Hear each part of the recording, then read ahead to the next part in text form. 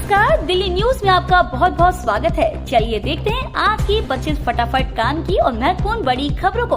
पर इससे पहले वीडियो को लाइक करना बिल्कुल ना भूलें। दिल्ली के RML में प्रदूषण से पीड़ित मरीजों के लिए विशेष क्लिनिक शुरू। दिल्ली NCR में प्रदूषण का स्तर बढ़ने के साथ अस्पतालों में मरीजों की संख्या बढ़ने लगी है। डॉक्टर राम मनोहर लोहिया अस्पताल में प्रदूषण से पीड़ित मरीजों के लिए विशेष क्लिनिक शुरू हुआ है। फिलहाल यह सोमवार को सप्ताह में एक दिन दोपहर 2 बजे के बाद से चलता है। मरीजों की संख्या बढ़ने पर आसपास प्रशासन इसे सप्ताह में सभी दिन चलाने की सोच रहा है।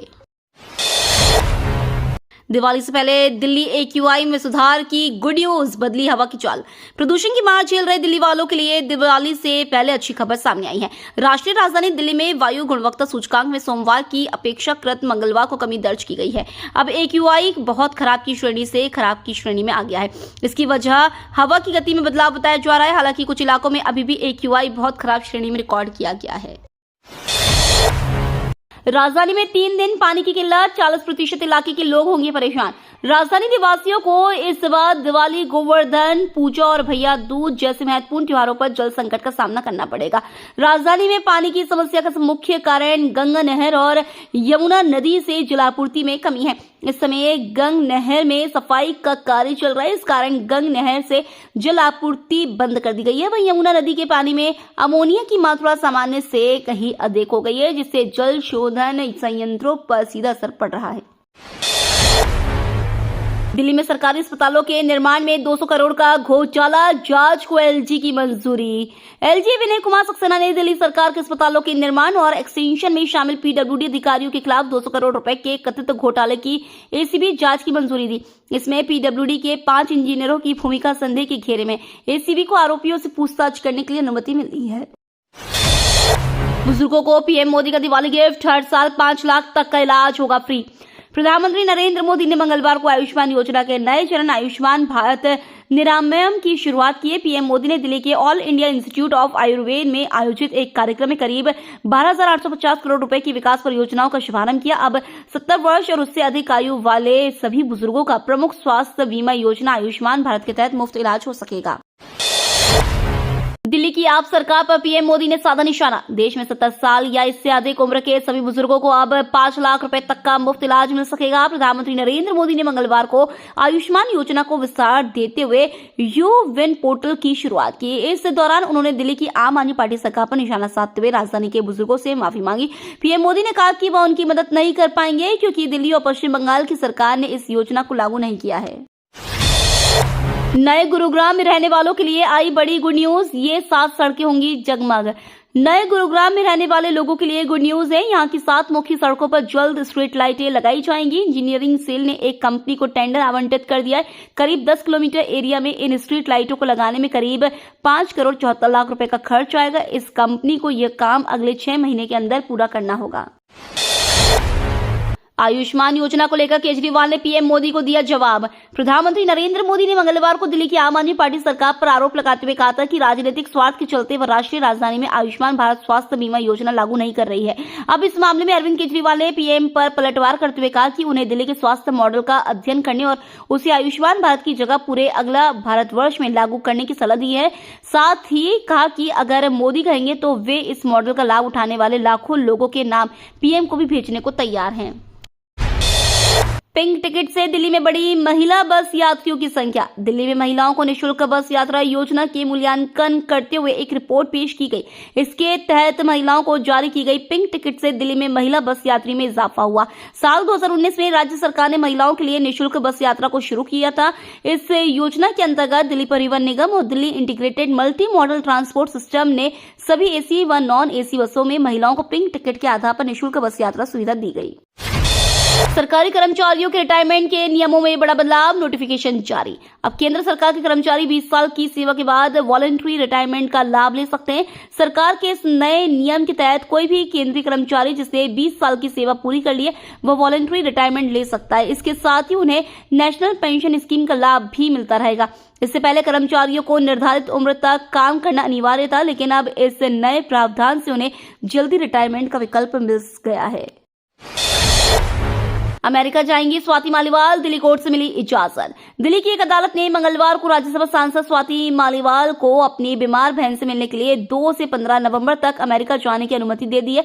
मालीवाल ने न्यूयॉर्क में संयुक्त राष्ट्र महासभा के 79वें सत्र में भाग लेने की भी अनुमति मांगी थी। दिल्ली महिला आयोग की अध्यक्ष रह चुकी मालीवाल पर आरोप है कि उन्होंने अपने आधिकारिक पद का दुरुपयोग कर आपसे जुड़े लोगों को महिला अधिकार संस्था में विभिन्न पदों पर नियुक्त किया। ईडी की नई चाल से आप विधायक अमानतुल्लाह खान की बड़ी मुश्किलें। ईडी ने मंगलवार को दिल्ली वक्फ बोर्ड घोटाले से जुड़े मनी लॉन्ड्रिंग के मामले में आम आदमी पार्टी विधायक अमानतुल्लाह खान के खिलाफ आरोप पत्र दाखिल कर दिया। ईडी के 110 पन्नों के पूरक आरोप पत्र में उस मरियम सिद्दीकी का भी नाम है जिसे ईडी ने मामले में बतौर आरोपी गिरफ्तार नहीं किया था। इस चार्जशीट पर अदालत ने 4 नवंबर को सुनवाई कर सकती है। दिल्ली में चुनाव से पहले आपके मुस्लिम नेता ने छोड़ा पद।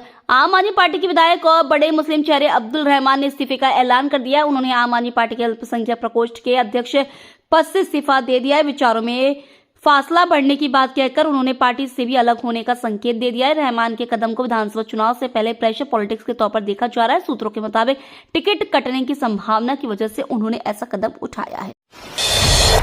दिल्ली हाई कोर्ट ने रोहिंग्या शरणार्थी बच्चों के स्कूल दाखिले की मांग वाली पीआईएल करी खारिज। दिल्ली हाई कोर्ट ने रोहिंग्या शरणार्थियों के बच्चों को स्कूल में दाखिला देने वाली याचिका पर विचार करने से इनकार कर दिया। इस याचिका में दिल्ली सरकार को म्यांमार से भारत आए रोहिंग्या शरणार्थियों के बच्चों को दाखिला देने के आदेश की मांग की गई थी। खंडपीठ के मुख्य न्यायाधीश मनमोहन और न्यायाधीश तुषार राव गेडेला ने इस याचिका पर केंद्रीय गृह मंत्रालय से संपर्क करने की बात कही है। आतंकियों के खात्मे के लिए सेना ने मैदान में उतार दिया BMP-2। जम्मू के सुंदरबनी सेक्टर के असन इलाके में आतंकियों के खिलाफ किया ऑपरेशन इस लिहाज से खास रहा कि पहली बार सेना ने मोबिलिटी के लिए BMP-2 का इस्तेमाल किया। सोशल मीडिया में कुछ लोग BMP की तस्वीरें डाल इसे टैंक बता रहे हैं, लेकिन टैंक और BMP में काफी फर्क होता है। BPM सैनिकों को कैरी करने वाली व्हीकल है जिसके आगे एक कैनन लगा होता है। कैनन का इस्तेमाल नहीं किया गया। ऑपरेशन के दौरान सैनिकों की सुरक्षा के लिए BPM का इस्तेमाल एक स्क्वायर व्हीकल की ही तरह किया गया। पीएम मोदी संग गणेश पूजा पर उठे सवाल पर CJI चंद्रचूड़ ने दिया जवाब। सुप्रीम कोर्ट के चीफ जस्टिस DY चंद्रचूड़ ने कहा कि जब भी सरकार हेड चीफ जस्टिस से मिलते हैं तो वे राजनीतिक परिपक्वता दिखाते हैं और कभी पेंडिंग केस के बारे में चर्चा नहीं होती है। उन्होंने कहा कि राज्य के हेड हो या केंद्र सरकार के हेड हो, जब भी उनसे हाई कोर्ट के चीफ जस्टिस या फिर सुप्रीम कोर्ट के चीफ जस्टिस की मुलाकात होती है तो वो लोग पॉलिटिकल मैच्योरिटी पर कायम रहते हैं और पेंडिंग केस के बारे में कभी बात नहीं होती है। ऐसी मुलाकात होती रहती है, लेकिन इसका मतलब ये नहीं है कि कोई सौदा होता है। पाकिस्तान समेत 20 से ज्यादा देश मिलकर बनाएंगे मुस्लिम नाटो। पाकिस्तान, सऊदी अरब और तुर्की जैसे करीब 25 देश मिलकर नाटो जैसी संस्था बनाने का प्रयास कर रहे हैं। इसे इस्लामिक नाटो, मुस्लिम नाटो या मुस्लिम मिलिट्री अलायंस ऑर्गेनाइजेशन भी बुलाया जा रहा है। करीब 9 साल पहले भी ऐसी एक संस्था बनाई गई थी। शायद उसी को फिर से नया रूप देने की तैयारी है। दिल्ली में अमित शाह ने एकता दौड़ को दिखाई हरी झंडी। राजधानी दिल्ली में मंगलवार को केंद्रीय गृह मंत्री अमित शाह ने राष्ट्रीय एकता दिवस के मौके पर रन फॉर यूनिटी कार्यक्रम को हरी झंडी दिखाकर रवाना किया। इस मौके पर उनके साथ केंद्रीय मंत्री मनसुख मंडाविया, मनोहर लाल खट्टर, नित्यानंद राय और दिल्ली के एलजी वीके सक्सेना भी मौजूद रहे। राष्ट्रीय एकता दिवस के मौके पर आयोजित किया गया है। दिल्ली के वसंत विहार की एक सड़क का नाम बदलकर हुआ जमैका मार्ग। दक्षिणी दिल्ली के वसंत विहार इलाके में एक सड़क का नाम बदलकर जमैका मार्ग कर दिया गया है। दिल्ली नगर निगम द्वारा हुई सदन की बैठक में इस संबंध में प्रस्ताव पारित किया गया है। प्रस्ताव के अनुसार MCD ने कहा कि वसंत मार्ग पर B9 रोड से वसंत विहार में B8 स्ट्रीट का नाम जमैका के बड़े पहले राष्ट्रीय नायक और एक्टिविस्ट मार्क्स मोसिया गार्वे के 6 में जमैका मार्ग किया गया है, जिसका नाम अभी तक मार्क्स गार्वे मार्ग था। कांग्रेस शुरू करेगी दिल्ली न्याय यात्रा, जाने क्या है इसका मकसद। साल 2025 की शुरुआत में ही दिल्ली में विधानसभा चुनाव का आयोजन किया जाएगा। इसे देखते हुए सभी दलों ने अभी से ही अपनी तैयारियां शुरू कर दी हैं। इसी क्रम में कांग्रेस पार्टी राहुल गांधी की भारत जोड़ो यात्रा के तर्ज पर अगले महीने से दिल्ली न्याय यात्रा शुरू करने जा रही है। यह यात्रा 8 नवंबर को राजघाट से शुरू होगी और विधानसभा चुनाव से पहले 4 दिसंबर तक चलेगी। दिल्ली कांग्रेस के अध्यक्ष देवेंद्र यादव ने इस बारे में जानकारी दी है। केंद्र सरकार ने गेहूं समेत 6 फसलों का बढ़ाया MSP। मूल्य निर्धारण को लेकर द्वंद्व जारी। केंद्र सरकार ने रबी की 6 फसलों के न्यूनतम समर्थन मूल्य में न्यूनतम 130 रुपए और अधिकतम 300 रुपए प्रति क्विंटल की बढ़ोतरी की है। गेहूं की एमएसपी में 150 रुपए और सरसों के दाम में प्रति क्विंटल 300 रुपए बढ़ाया गया है। इसी तरह मसूर के दाम में 275 रुपए वृद्धि की गई है। सरकारी दर पर रबी फसलों की खरीद बिक्री का सत्र अप्रैल 2025 से शुरू होगा। खास बात यह है कि अधिकतर फसलों की एमएसपी अब लागत की लगभग 1.5 गुना हो चुकी है, जिसकी मांग किसानों की ओर से लगातार हो रही थी। सरकार की ओर से एमएसपी में अब तक 23 फसलों को शामिल किया जा चुका है।